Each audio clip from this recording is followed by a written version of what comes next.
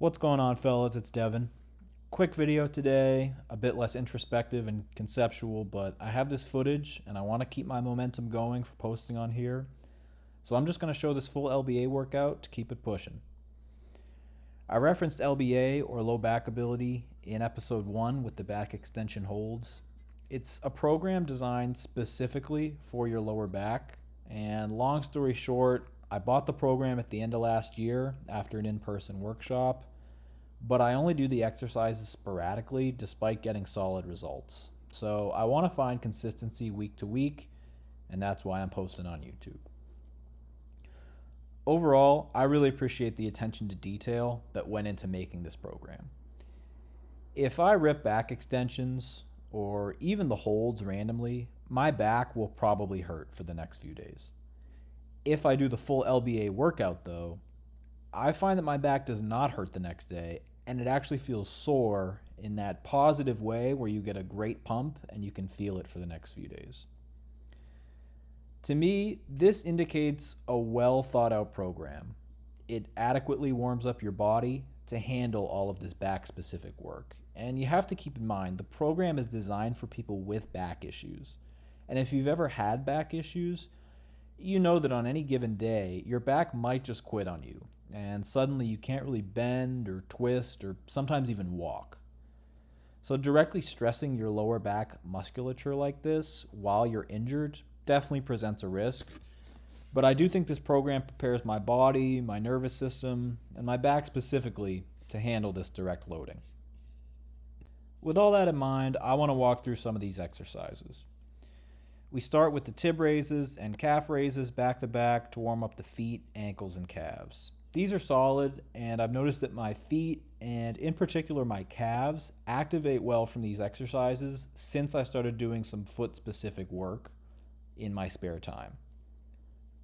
On the one hand, these two pair together as a great warm-up for lower extremities, but it's definitely not enough by itself if you need to rehab those areas, which is where the specific work comes in. Next, we have step-ups, which I desperately need to fix my left knee. This was an abbreviated workout, but you can see that I start with a regular step-up as it's programmed and intended to target more of the quad and the knee, but then I switch into this kind of single leg squat variation where I try to incorporate my hip and sink back into it as far as possible. This is basically just a range of motion I don't want to lose since I'm not playing basketball, so I try to keep it active periodically so that whenever I do start playing again, the transition back will be much easier. The ATG split squat is next, and I have mixed feelings about this one. On the one hand, it's phenomenal. I can feel my entire anterior chain elongating, my hip complex needs to stabilize, and this also revealed a stark imbalance for me personally, as my right side is much tighter than my left. On the other hand, this exercise is intense, and it has definitely led to several back flare-ups, especially when I don't warm up properly.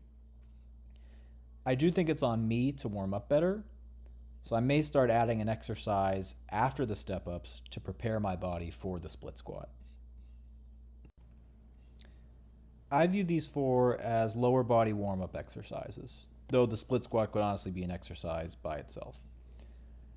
For the upper body warm-up, I start with the shoulder external rotation, then move to dumbbell pullovers, and finally trap raises. I love these three, as they generally don't put a ton of strain on my body or my nervous system, but they do get my upper back and rear delts active and pumped up, which again speaks to the program's intentional design. Once all these areas are active, the back extension starts to feel more like a full body exercise instead of concentrating directly on the low back, the hamstrings, or the glutes, all of which can definitely take over sets and then lead to pain the following days without addressing the root cause of the problem. Today, for whatever reason, I decided to do reps instead of just sticking with the static hold. This is honestly a questionable decision. My injury has proven countless times not to respond well to the no pain, no gain training mentality, and very often pushing the limits of my lower back sets me back much further than those extra reps could ever propel me forward. Regardless, I felt good, so I went for it. And you can see at the end, I stay in that bottom range of motion with my arms supporting me on the bench. And that gets me some spinal decompression and a nice stretch. With the QL side bends, I again went for reps, but unlike the regular back extension, my body generally responds well to side bend reps. I'm not sure if this means my QL is stronger or weaker than my lower back and erector spini, but this program absolutely emphasizes personal agency, so trust your body, work at your own pace, and heal your own back on your own journey. So I'm always happy to work on these because they make me feel good. Finally, I finish with hip flexor kickouts. These are tough, but this is another exercise that I just feel working as I'm doing it. I'm guessing it's because they strengthen the hip flexors, which do attach to your spine, and they also emphasize that squeeze and muscle contraction, which you hold for 5 seconds.